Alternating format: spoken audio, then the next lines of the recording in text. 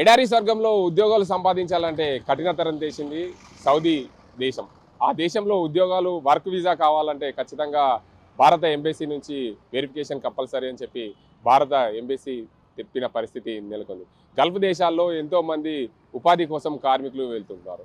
భారతదేశంతో పాటు బంగ్లాదేశ్ అత్యధికంగా ప్రపంచ దేశాల్లోనే బంగ్లాదేశ్ మొదటి స్థానం సంపాదించుకుంది. సౌదీ వెళ్ళే కార్మికులు 29.9 లక్షల మంది బంగ్లాదేశ్ నుండి వెళ్తే భారతదేశం నుండి 24.6 లక్షల పైగా సౌదీకి వెళ్ళిన పరిస్థితి. ఆ కార్మికులందరూ కూడా అత్యధికంగా 16 లక్షల పైగా వివిధ రంగాల్లో ప్రైవేట్ రంగాల్లో కార్మికులుగా పనిచేస్తుంటే 7 లక్షల పైగా ఇళ్లలో వర్క్ చేస్తున్న కార్మికులు ఉన్నట్లు సౌదీ దేశం భారత ఎంబసీ గుర్తించింది. ఆ దేశానికి వెళ్ళాలంటే నియమ నిబంధనలు కఠినతరం చేసింది. మొత్తంగా చూడొచ్చు, సౌదీ దేశానికి వర్క్ వీసా పైన వెళ్ళాలంటే ఖచ్చితంగా ఈ నియమాలు పాటించాల్సిందే.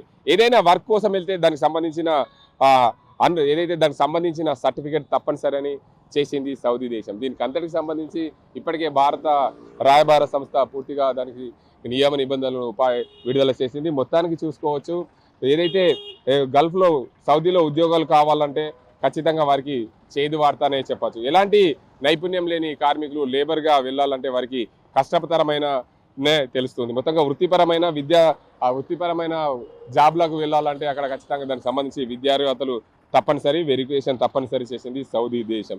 ఆ దేశంలో ఉద్యోగం సంపాదించాలంటే భారతీయులకు ఇక నుండి కష్టమే అనే చెప్పవచ్చు. మొత్తానికి చూడొచ్చు, కొత్త నిబంధనల ప్రకారం వర్క్ వీసాకు దరఖాస్తు చేయాలంటే ఖచ్చితంగా విద్యార్హతలతో పాటు ఏదైతే ఉద్యోగానికి అప్లై చేస్తున్నావో దానికి సంబంధించిన ధృవీకరణ, ప్రవాస ఉద్యోగులకు సంబంధించిన ధృవీకరణ సర్టిఫికేట్, ప్రొఫెషనల్ సర్టిఫికేట్ తప్పనిసరి చేసింది విదేశీ వ్యవహారాల శాఖ.